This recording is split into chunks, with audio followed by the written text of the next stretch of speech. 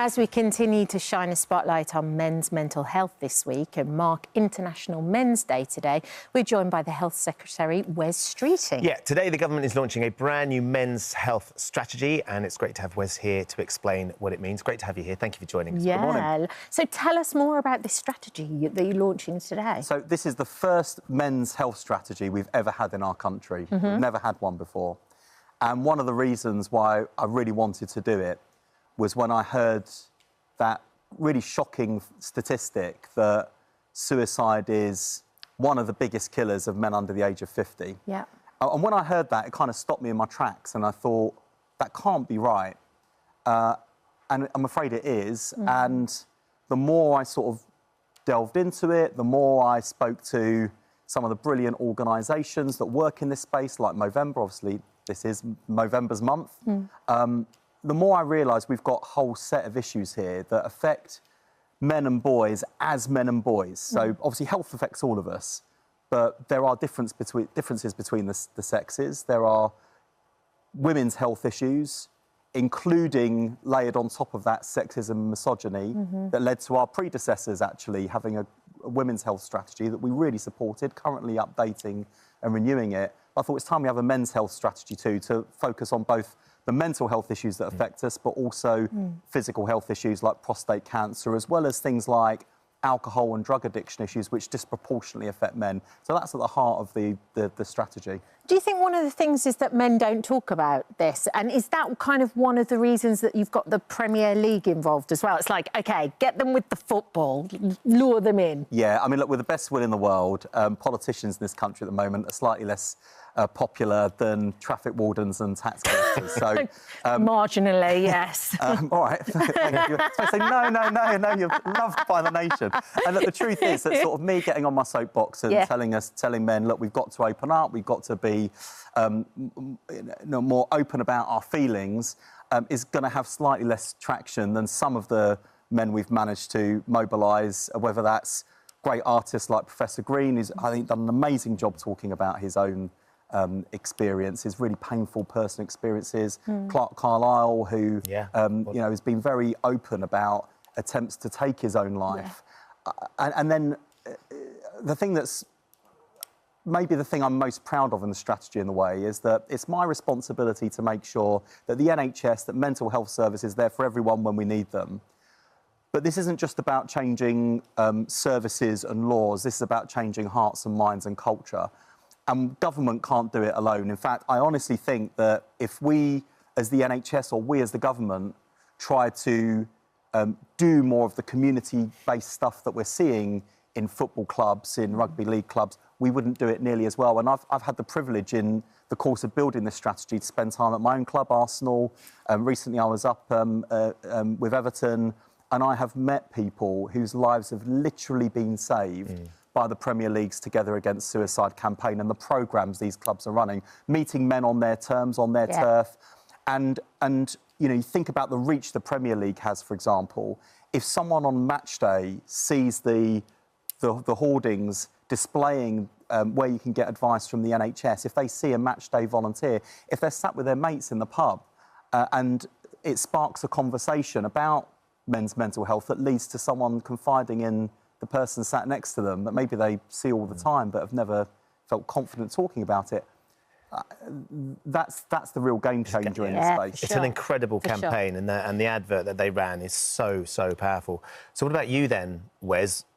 Tell us about some of your struggles, because we all get there, we all get to this point, and we look at you as the Health Secretary having to deal with all sorts of questions and charges and people asking you all the time and expecting more of you. I imagine there's been tough times in your life too. Yeah, it's... Not least with your health. We know you've been... Yeah, I went through kidney cancer. That was hard, and not just physically, but mentally, and particularly for our family more than me, actually. But I've got a high-pressure job. I'm lucky in that I love it, and even on the sort of the low days in politics, I get up every day doing something that I'm very passionate about, and I feel very privileged. I suppose, in a way, it's sort of helped that, you know, in my childhood growing up, with some of the difficulties I had growing up in not just a working class family, but a poor family, with lots of the issues in my family that I've spoken about when I come on before, you know, my granddad being in and out of prison and some of the struggles my mum and dad had growing up, that's sort of given me a level of resilience that I draw on. And sometimes, you know, in politics, when you're in the news and not for good reasons, you know, I sort of, in some ways, water off a duck's back because I think, well, I've been through harder times than this. But are there ever days, though, Wes, when you get up and you're in the shower and you know what's coming and you think, I'm not sure I can face this today? Normally, there have been very few days in this job since the general election, since we've been in government, where I've felt like that. There are very few days where I've sort of think, oh, I don't want to get up and go to work today. And I feel kind of quite lucky in that respect. But it is a high-pressure job. And so things like, you know, going for a walk at the weekend. I mean, I'm very lucky I live near Hainault Forest in my patch, Epping Forest nearby. Lovely. I enjoy going swimming. You wouldn't think it to look at me, but that's because I also enjoy going down the pub. So one offsets the other. Yin and yang. And that sort of thing, it's quite funny when people see you out and about and out of context as a politician. And people think, what are you doing here? As if, like, you know, we just go to the Houses of Parliament, shout at each other, and then stay there. And that's the extent of our lives. So you do need time to switch off and relax, I guess. There is it's really laudable you're launching this mental health strategy. Hugely important at a really important time. There are huge demands on the NHS, though, at the moment, and you know all about those sorts of demands. The Public Accounts Committee report came out recently, very scathing of where you are with the challenges of reducing waiting times, particularly scathing of you and the Prime Minister with some of the reorganisation of some of the funding into the NHS, comparing it to the shambles of HS2. I mean, where are we with wait times, Wes, and where you want them to be, to actually where they are? Yeah, so waiting lists are falling for the first time in 15 years. And actually, the goal we set for ourselves of reducing waiting times from 18 months to 18 weeks during the course of this Parliament, we can achieve. We're just... You still believe you can get Yeah, I genuinely do. They're saying it's stalled. Yeah. They're saying all that improvement has stalled right now and it's not the strikes have had an impact. But one of my criticism of the committee, which is always a brave thing to do because they haul you in and they give you a good kick in, but they were looking back at what waiting list initiatives were under our predecessors and before the reforms, the modernisation and the investments kicked in. So actually, we've managed to turn the tide. It's finally moving in the right direction. The way I describe the NHS at the moment is on the road to recovery. But I'd be the first to say that with GP satisfaction rising, with waiting lists falling, with ambulances arriving faster... There were 54,000 people waiting 12 hours in A&E last month. Exactly. That's going up, and that's before we get to the problems we have when we know the winter demands as well. That's absolutely right. And I always find I have to try and get this balancing act whenever I'm asked about how the NHS is doing, because on one hand, it is improving. But on the other hand, I don't want to sound like we're either cocky or complacent or trying to pull the wool over people's eyes about the fact that, you know, yes, GP satisfaction's improving. We've recruited 2,500 more, but there'll be people watching this morning who still struggle to get a GP appointment. If you're one of the 7 million cases on the NHS waiting list, me telling you they're coming down and some people have been seen faster hasn't helped you yet. So that's where we are, I think. It is improving. It is on the road to recovery, but there's a long road still ahead. So I don't want people to think that it's all doom and gloom, it's all terrible, things aren't getting better, but nor do I want people to think that it's all rosy and that I've got my head in the sand and I'm kidding myself about the real challenges that are still there. You just mentioned the doctors' strike there. You've given them a pay rise, 28.9%, but some of them are still saying we just don't feel valued. They come out after studying for all that amount of time with huge amounts of debt.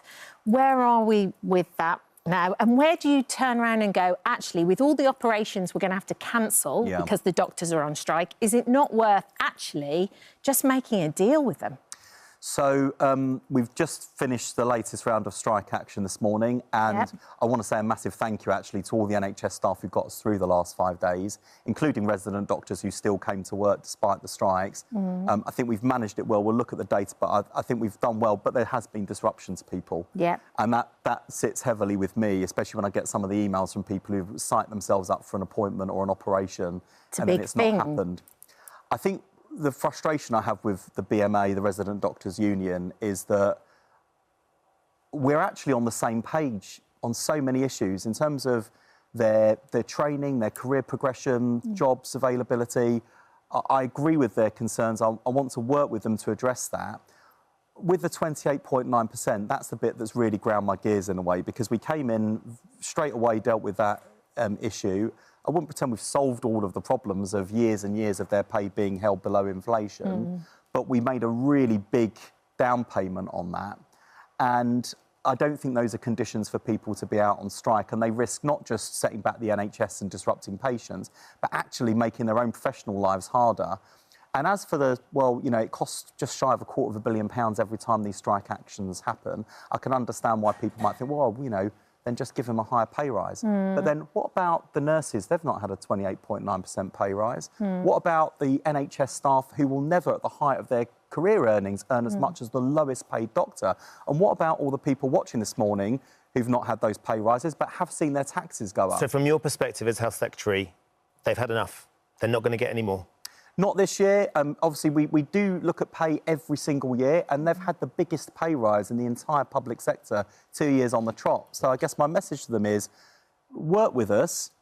What we can't do, and where people have to be a bit realistic, you look at the scale of the challenges, not just in the NHS, but across the country. I wish I could solve everything, everywhere, for everyone, all at once. Sure. But that's not how life works, and that's not where the economy and the public finances are.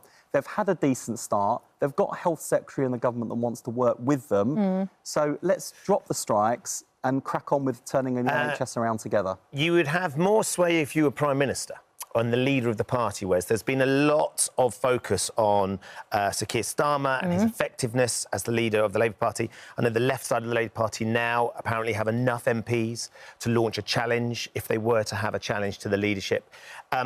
You've spoken in the past about your aspirations to be Prime Minister, to be leader of the party. Is that something you've still got half an eye on?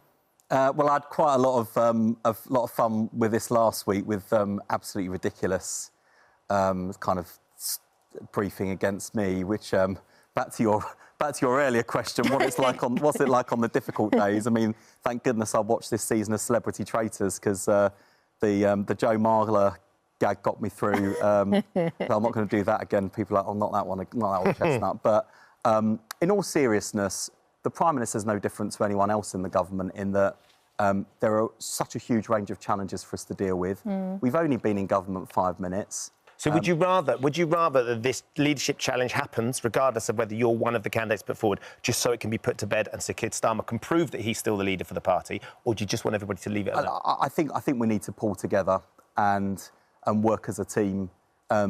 Politics, like any other profession or any other task, it's a team effort, and it's not about individuals. It's about how we pull together and how we deliver real change for people across the country. Because at the moment, a lot of people aren't feeling it. And I could rattle off a whole list of things we've done in our first year that I'm really proud of. Sure. And not just on the NHS, but think about the 100,000 kids who'll be lifted out of poverty by expanding free school meals and the childcare. And there are lots of things like that that are going to make a real difference to people's lives. But until they feel it, and until people feel that things are changing, people are going to be frustrated. We have to take the criticism on the chin and make sure we're delivering the change that people voted for. But every team, every great team needs a leader. And I saw an interview with you with Nick Ferrari, and I think about 10 years ago, they asked you who would be Prime Minister. Yeah, in 2018, they said, who will be Prime Minister in 10 years' time? And you said you. Yeah, that's because you did. It was but yeah, this is going to be the thing that does for me in my career and life, which is my sense of humour. So it was quite funny. She had all these MPs from different political parties. Jeremy Corbyn. They all said different people. Answering this question really sincerely, and I just kind of went, probably me. And I mean, look, if you don't back yourself, who else is going to back you? But so you would like to do it? No, look, I'll tell you what. The more I see, the more I see of that job and what it entails, the more I think, you know, who would want to do that? There is always questions about leaders and leaders of political parties and leaders of nations. It's like being the England football team manager. Everyone thinks they can do a better job, and then they find it's actually not as easy as it looks. Yeah, Can we just ask you a question about the footage that has emerged from Air Force One on the weekend? The leader of America the leader of the Free World, apparently, was having a little press conference on the back of the aeroplane and was asked a question about the Epstein files and then responded. Have we got the clip? That's the still. I'm sure you've heard it, it. but he pointed directly to a reporter and he called her and he said, "Quiet piggy." That's exactly what he said to her. It's the most extraordinary thing. I just wonder if we could get your reaction to this. Respect to all of those people that they know, including JP Morgan shares. Sir, Yeah, if Jennifer, there's go nothing ahead, go ahead. incriminating in the file, sir, Quiet, why not take as quiet, We are all... I mean, Donald Trump has said all sorts of things over the course of his political career as being president of the United States. What do you make as a politician, as a leading politician here in our cabinet, with aspirations for further political advancement at some point? What do you make of that? It's not right. No. And, you know, one of the things about the work we're actually putting out today on men's health is changing the culture of what it means to be a man, what it means to be strong, and that there are lots of people on the internet at the moment that are trying to sort of radicalise particularly young men with stuff that's quite sexist and misogynistic, and they're trying to send an image to people that says, in order to be a man, that's about earning loads of money, having massive cars, and basically being extremely misogynistic to women. And I don't think that's what makes for being a good man. We need better role models. And, you know, I wouldn't want my sisters to be spoken to like that. And I don't think that's appropriate in any context, let alone a professional one. And as a politician, to see one of the most important, if not the most important politician in the world behaving like that? Yeah, it's just not right. And, you know, we wouldn't... I think about, for all of the faults in British politics, I would be surprised if any leading politician in our country ever spoke to a woman in our press lobby like that. That's not to say, by the way, that women journalists do not have a hard time, and we've seen examples over the years of everything from sexual harassment through to male politicians only giving interviews and stories to male journalists. So I'm not pretending that we've cracked all these issues here. This is a constant battle to tackle sexism and misogyny in our society. But we need to move on from that kind of language and behaviour towards women. It belongs, like, in the history books, not on our television and news screens today. Well said, Wes. Thank you for joining us this morning. We really, really support the campaign that you're launching today. It's really fantastic as part of our Men's Mental Health Week as well. And thank you for the profile you've given to this issue as well, because honestly, the reach that you have and the people you've got on and the people you've given a platform to, I think that does so much to break the stigma, break the taboo and open up the conversation. And, you know, that is as powerful, if not more powerful, than any government policy. So thank you. Thank you for visiting our This Morning YouTube channel. We upload new content every day. So go ahead and hit that subscribe button so you don't miss out. And we'll see you in the morning.